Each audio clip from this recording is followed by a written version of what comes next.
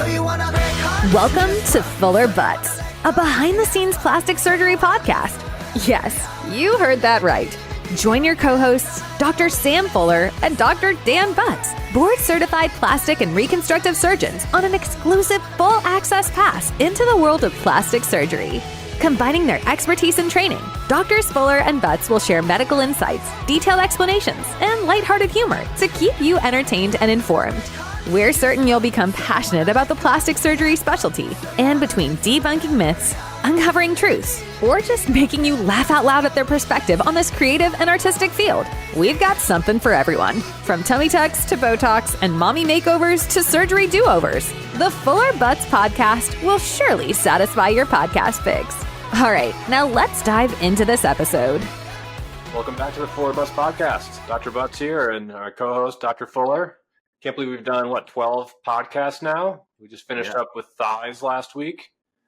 Yeah, it's been a rush. It's been awesome. I can't believe just the starting out, trying to get our first podcast edited and revised and done. And now we're on to a dozen, Baker's dozen, and winding down our first season. And it's been great. I think we have now over 10 countries that we have listeners in, and 160, 170 different cities. And so it's been a lot of fun. It's been a blur the last, several weeks as we keep launching new episodes and titles, and we're just coming off the arm lift and thigh lift, right? Yeah. It's been a fun experience. I never really thought about doing a podcast, and when you came up with this idea, I was like, it's a good title. We can have fun with that, and it, you can't waste that. So, arms and thighs are a good topic. Very common surgery we do. What's been going on lately? You do anything? Any crazy dog bites, cat bites, guinea pig bite, snake bites? I just gave a work comp seminar talk on some of those bites and injuries. And so I talked about the snow leopard bite, talked about some gunshot wounds that happened on the job, a donut press injury, and all of those. So that was exciting to give that feedback and the results for, 6 months out. I did a really great arm lift on Monday and was thinking about our podcast just in the pre-op area, just doing the markings and just, kind of going through the steps of how to make that as elegant and as satisfactory as possible. Have you been discussing any arm lift or thigh lift techniques or information recently with any patients? Actually, I just had a great consult, which kind of ties in with what we're talking about today, who lost 70 pounds on, Semaglutide, Ozempic. And she's already had facelift, facial fat grafting, her eyes done because of some of the facial changes related to that. And now she's really bothered by her thigh laxity. And it's pretty extensive, needs probably, kind of an extended thigh lift, also tied in with a torsoplasty kind of combo. It's a, when those big weight loss, lots of skin laxity, it can be a pretty important surgery to get those contours back. Yeah. And as we discussed in previous episodes, it's just becoming so much more common that patients are able to safely lose weight in a structured way, in a very efficient way. And a lot of it is due to skinny shots, Ozempic, semaglutide. And so we thought we would just focus on an entire episode of just discussing the nitty gritty, the pros and cons, the side effects, the benefits, and all things as it relates to plastic surgery with skinny shots, right, Dan? Yeah. I think obviously massive weight loss, major weight loss surgery has been around for a long time, but a lot of those patients require, insurance approval to get these weight loss surgeries. And so it wasn't as available to patients who didn't maybe need to lose 200 pounds. But now we're seeing a lot more patients who, just been stuck with an extra 30, 60, 70 pounds. And this has been able to kind of, again, change their relationship with food in a sense to allow them to modify their diet and get to, their goal weight much more efficiently and safely without surgery. Yeah, and I think if we even stop and before we even get into Ozempic, just talk about what in our training patients were doing to lose weight. If we talk about like bariatric surgery, gastric bypass, Roux-en-Y, gastric sleeve, those are all effective ways, but at the same time, that's not a guarantee or 100% foolproof, for a lifetime. There are patients who end up gaining weight even after those procedures. And so if that was a 100% gold standard, the only way. I don't know if we would have found as many other options. And then certainly we were talking before the podcast about fen-phen and other medications. And, can you briefly tell our listeners what some of the worries that we had on other weight loss regimes were before skinny shots came around? Yeah, I mean, years ago, a lot of the weight loss medications are basically stimulants, which could make you burn more calories, have a lot of energy, but also had a lot of cardiac potential side effects if you use them too much or too high of dosages. Your heart was just running in overdrive. So much riskier to use kind of in a long-term basis. And those weight loss surgeries, much as they're effective, also have side effects like nutritional deficiencies. They often don't absorb nutrients like you need to, so you need to really stay up in your labs and do all these things to kind of ensure that you're getting the adequate nutrition, because they're often bypassing certain parts of the bowel. So yeah, I mean the skinny shot has really revolutionized weight loss in a pretty big way. Yeah, and as much as we think it's mainstream because we're seeing it day in, day out, I do think that there are, many populations, many individuals who still don't really know what the skinny shot is, what Ozempic is, what are weight loss options that are currently available. So can you go into at least just a little bit of detail as far as what the basics are for skinny shots or Ozempic or these other weight loss avenues that we're mentioning and have been mentioning in previous episodes? Yeah, so there's I think there's 3 different kind of trade names: Wegovy, Ozempic. They're all basically the same thing. This glucagon-like peptide 1, GLP-1 analog. It's a naturally occurring peptide in your body that your stomach makes when it's full. Then it goes to the brain, tells you that it's full, and then you stop eating. So this basically replicates that and makes your stomach think it's full faster to make you not eat as much. So it's kind of breaks down or kind of gets in the way of that feedback loop and slows down the stomach emptying. It's also, again, this is originally created for diabetics to improve their insulin resistance and kind of decrease how much insulin they need. And then they were seeing that those patients were losing a lot of weight, and it's kind of been spread into really taking over kind of the weight loss industry pretty rapidly. So is that something that I can just go on Amazon and buy? Like, how do I obtain the skinny shot? It sounds so great. I mean, you probably could go on some website and buy it, but really, I mean, you should properly, I mean, there's pop-up spas everywhere kind of offering this, but there's a safe way to do it, and you really should be seen and kind of supervised by a physician to make sure that you're not at risk for any of the common side effects. And doing it properly. If you just jump in at the highest dose, you're going to have a lot of side effects. And I'm sure you've had patients complain about this, or you've heard about this. What are some of the common issues that patients often see when they first start taking Ozempic? Yeah, I mean, patients who are naive to it, if they start on a higher dose or even a lower dose, how it interacts with the body is variable from person to person. But as you mentioned, with delayed gastric emptying, a lot of times they just have this feeling of fullness, and sometimes that can be uncomfortable to the point of reflux. So they can be, when they're sleeping, feeling like have acid in the back of their mouth. They can be just feeling nauseous. They can be having some stomach pains, all of the other symptoms of GERD or reflux, inability to tolerate coffee in the morning, just feeling like they're generally unable to tolerate anything by mouth. And that could eventually lead to just nutritional deficiencies, to sickness, to illness, headaches, and they're just not feeling well because they're not having anything that they're able to tolerate.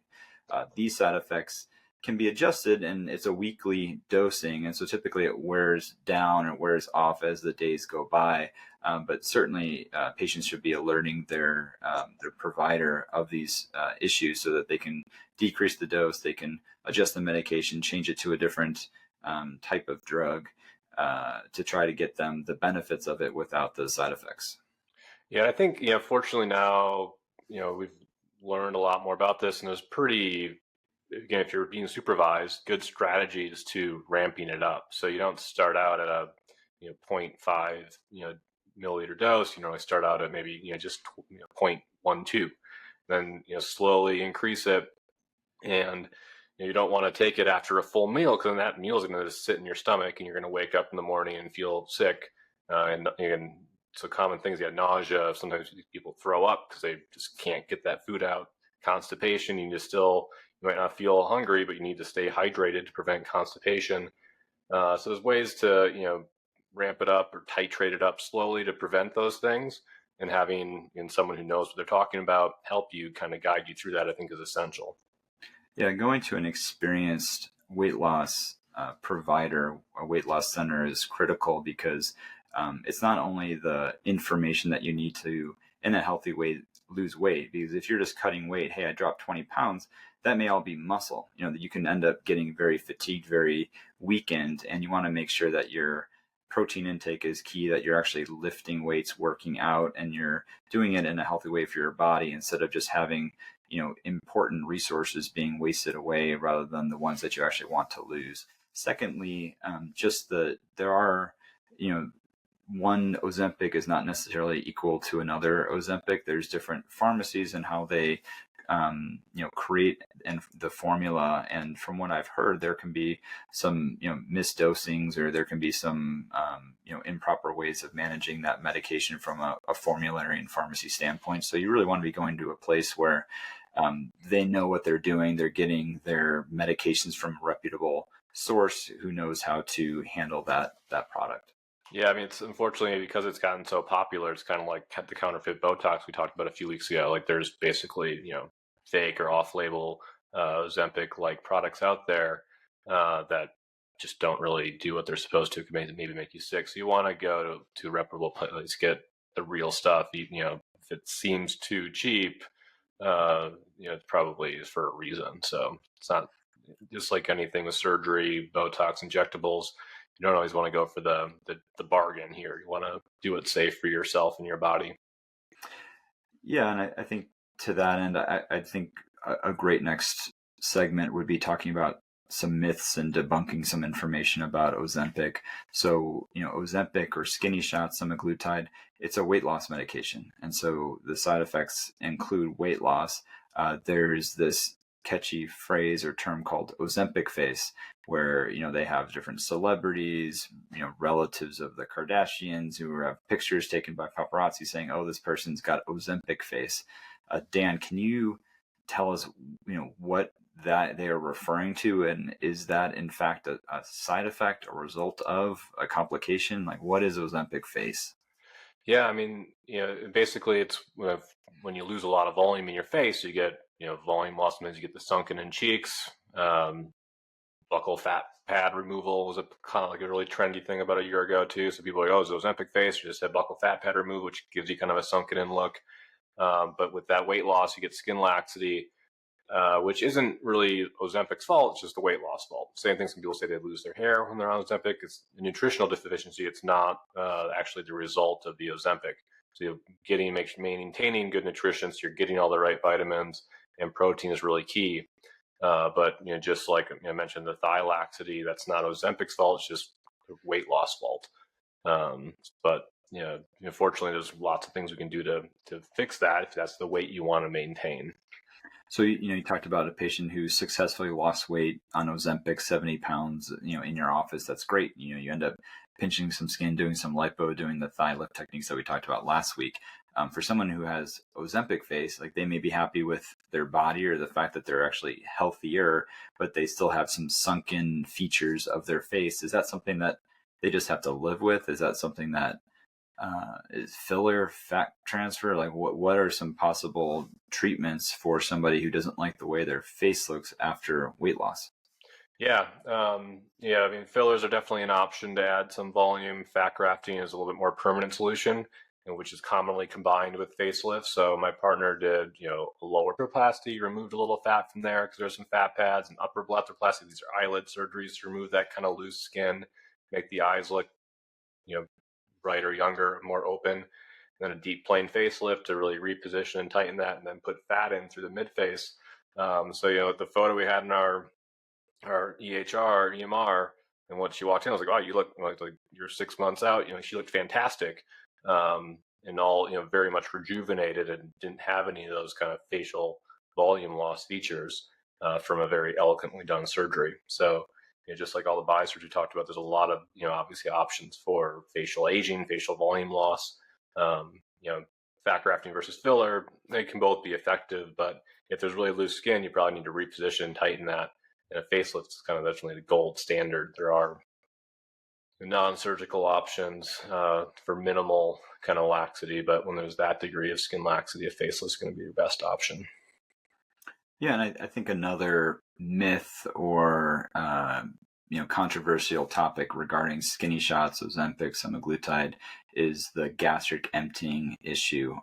A lot of naysayers saying, "Oh gosh, it's going to ruin your stomach. It's going to dilate. It's going to have terrible emptying. It's going to be paralytic, not move and bend."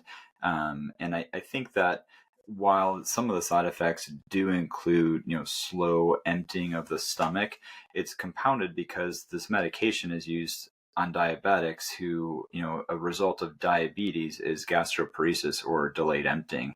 And so it's kind of like the chicken or the egg, at least in my opinion, as far as like how much permanency there is to, stomach emptying and stretching of the stomach for feeding and for emptying as far as, that issue. So to me, I don't worry for patients, or I try to calm them saying, hey, like you're probably not going to have a stomach that doesn't contract and empty just because of this medication for the rest of your life. That's certainly like a side effect or a result of, but some of that is, I think, just patients with heavy diabetes or significant diabetes. That's a side effect of that disease itself. Absolutely. And when it comes to gastric emptying, we talked a little bit about surgery. I mean, what do people need to think about if they're going to go under surgery? Like, do they continue this medication? Do you stop it? How do you prepare for surgery if you're on Ozempic or one of these meds? Yeah, that's a great question. Question that we discuss preoperatively with patients, just reviewing their med list. If they are on a skinny shot of medication, our surgery center where I perform my cosmetic surgeries recommend that it's held at least for 1 week. That's the national guidelines. I know you had mentioned on previous episodes that even if they can go even 2 weeks, it's probably even better. That half pound maybe is gained in the week leading up to surgery. That is inconsequential, as opposed to having a full stomach that potentially can lead to aspiration, can lead to some anesthesia issues, fullness of the stomach, especially after a tummy tuck or something. So that's the reasoning why we want to hold it. Ozempic, as a clarifying point, should be stopped at least 1 week prior to surgery. Otherwise, at least at our surgery center, it would be canceled and rescheduled. And that's certainly a lot of planning, a lot of time commitments on our end, on the patient's end, on family members who are ready to help out. And then what do you tell patients for after surgery? Yeah, I like to wait, at least probably 1 to 2 weeks afterwards. I want you to be getting good nutrition after surgery. So we often talk about especially for these larger, mommy makeovers, extra protein pre and post. Your body's in the healing phase. We don't want to be nutritionally kind of deficit in any way. So kind of, I think we'll say 2 weeks for that. And again, a lot of it, the goal, and this kind of talks about, the transitioning off of Ozempic, stopping Ozempic for a week or two shouldn't make you just start gaining weight. Ideally, you're learning new lifestyle habits, your new relationship with food, to not just kind of switch back over to kind of old habits and, whether it's binge eating or just too much sweets, whatever that is. Ideally, you're transitioning off of it at some point. Correct? Like, you don't want to be on Ozempic the rest of your life. Correct. Yeah. What I like about Ozempic is that it has the potential to provide sustainable weight loss, something that's not a crash diet where, hey, I'm going to take this, it's going to increase my metabolism. It's, something that's an accelerant. It's going to push stuff out through my GI before I can absorb it. And then as soon as I stop this unhealthy thing, I'm just going to gain it back. Ozempic, something that, as you said, natural peptide can provide some, decreased appetite, some slowing of the stomach, and really provide you with an opportunity to change your habits, your relationship with food, your ability to change your portions, to improve your nutrition, your exercise habits. It's just a change of lifestyle that can be healthy, with the goal of either stopping it, not continuing it, for life, or having a maintenance dose that's once every 3 weeks, once every 4 to 6 weeks, kind of talking with your wellness director, your nutritionist, as far as do you need a little touch up here and there just to kind of keep things at bay. And, what I've seen is that's variable from patient to patient, partly from insurance, like is insurance covering it? And then partly from, costs, like do they want to continue to pay for it? So I don't know if you've seen both sides of how patients are obtaining this through insurance-based reasons and PCPs versus strictly med spas and cash pay. Yeah, it's definitely a good mix. I think a lot of patients are paying cash, but some are definitely early on in their journey getting it through insurance. But then at some point, they insurance doesn't like to keep providing that unless you have diabetes or a true reason, medical necessity reason for it. But I think a lot of it, you get to that goal weight, and also you see all the benefits. You're feeling better. You're changing your lifestyle, and this happens with other patients who just lose weight naturally, right? Like they get there, they've worked so hard, and then it's much easier to maintain. So you've kind of, not that it's ever like you reach the top and you're done, but you've seen the benefits of all that hard work, and it's you want to keep working to maintain it.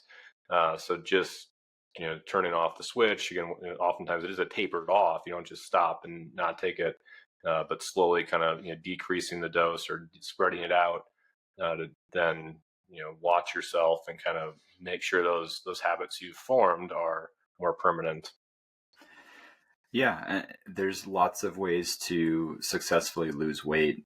You can do it the old-fashioned way. You can, work out more, exercise more. You can adjust your diet. You can do intermittent fasting. You can talk with a nutritionist and count your calories and your carbs and get on different point systems. You can have bariatric surgery. And then, what the trendiest thing is that we're just seeing more and more, which is the topic of discussion today, is, skinny shots, Ozempic, Semaglutide, which is yet another avenue for patients to lose weight. And just with the other ones, it's meant to be educational, informative, not something that you're married to, dependent on potentially, but learning from and learning how to keep these habits going, just as if you were adjusting your lifestyle and your habits for alcohol intake and food intake and all of that other jazz. I think it's interesting you mentioned alcohol intake. That's one of the Ozempic is not losing weight, all these things. It's not just about how you look and how you feel. Obviously, those are really great benefits, what we often focus on, but there's a lot of other health benefits. So, diabetics are, their insulin resistance is decreasing, less of their insulin medications. There's cardiovascular data showing that there's lower risk of heart attacks, strokes. It seems to have some anti-inflammatory properties. Joint pain is getting better beyond what you'd expect from just the weight loss. So this is a medication that can really make a lot of health benefits for you beyond just, what the scale says. And there's newer data looking at, alcoholics and drug addicts who this can really, not just curb appetite, but also curb kind of cravings for some of these things. So that kind of goes beyond, obviously, at least my expertise in this, but, just reading some of that preliminary stuff is pretty interesting, kind of how, in the brain functions and cravings and desire for, drugs, foods, the dopamine release is kind of where a lot of this is coming from. And this kind of helps, put a little cap on that in a sense. Yeah, I had a patient, interesting, tell me, after the skinny shot, she used to, just crush like 6, 7, 8 slices of pizza, when her family would order pizza. Now she's like, I can't believe I would eat that much. It's like 1 slice, 2 slice, and I'm full and I'm good. And it's not, you're satisfied, right? I'm satisfied. Like it just is, it's changing, some of the habits and getting back from maybe American portions of volume intake dietary to, what's really essential. And just cannot, say enough that having some preoperative workup to make sure that you're fit, you're a candidate for Ozempic. Dan, are there any past medical history or anything that patients should be aware of before they start taking this that you're familiar with? There seems to be maybe a slight increased risk of patients who have a family history of thyroid issues or pancreatic issues, which, the data is not all that clear, but if there's issues with that, you might want to get that worked up a little bit thoroughly to make sure that's not compounding anything. obviously the pancreas is really important with gastric emptying. So if that's delaying, that can cause some issues there or increase the risk of pancreatitis. Again, very kind of rare stuff, but stuff you want to be aware of and careful about. So in part, to summarize, Dr. Butz, as a board certified plastic surgeon, do you feel that skinny shots, Ozempic, are safe avenues for patients to use in order to lose weight? Yeah, absolutely. Again, I think it should be not looked at as a simple solution or shortcut, but a way to kind of get to your goal and then working with other avenues, exercise, diet modification to kind of maintain. What do you think? I agree. I'm just trying to hit this home for the listeners here. Dr. Butz, as a board certified plastic surgeon, do you think that this is a gimmick and next year Ozempic skinny shots are going to be surpassed by something else? Or do you feel like it is here to stay? I think it's here to stay. We might see new versions of it come out, maybe that have less side effects, which would be great, or maybe pill forms instead of injectables. So I think it's going to change, but some sort of this, GLP-1 or peptide is going to be around for forever unless we find something better. Yeah, it's all about supply and demand, and so the demand is huge, and so I'm sure manufacturers are trying to change that peptide bond a certain degree, maybe to limit some of the side effects, some of the nausea, some of the stronger attributes of it to make it well tolerated and to market it. I think that there's a huge opportunity, and they're reaping the benefits to manufacturers. I know one of our friends, Dr. Mark Ward, who was considering bariatric surgery when he was in training with us, just said, I don't want to go down that route because I'm pretty sure there's going to be a pill or a shot or something that's going to replace my job. And I don't think that that's necessarily here currently, but that's certainly a maneuver where these patients may not need to have as many bariatric surgeries, potentially if there's a medication that is equally effective without the undertakings and tolls of surgery. Yeah. Well, I think that was a great overview. I think it is safe. I think it's a good thing for patients to be aware of, and it's not just a skinny shot. There's a lot more to it and a lot more benefits beyond that. What's up next? We have one more on deck. Yeah, I think we take a summer break. I thought we were going to dive into a couple of just interesting, high popularity or just important things that we get asked a lot about, including, the incisions that we make, what happens in revision surgery, and, how do we approach, second opinions as far as having, patients had surgery elsewhere out of the country. Maybe they're not happy with their results. Maybe they're not 100% satisfied with our results. What are some approaches or just some conversations that we have with patients in those situations, just to provide that education. I think that's, on the docket for next week. That's a great topic. Well, we'll see you then. Yeah. Quick wrap up. See you later. All right. See ya. Thanks so much for tuning into this week's episode of Fuller Butz, a behind-the-scenes plastic surgery podcast. Doctors Fuller and Butz are so appreciative of your time and attention. We invite you to subscribe, share, and continue to enjoy our plastic surgery perspective. Feel free to reach out on Instagram at either @SFullerSurgeryMD or @DanielButzMD. That's Butz with a Z for comments, suggestions, and support. Remember, be artsy, stay scientific, and make life fun. We hope you'll join us again on the next episode of Fuller Butz.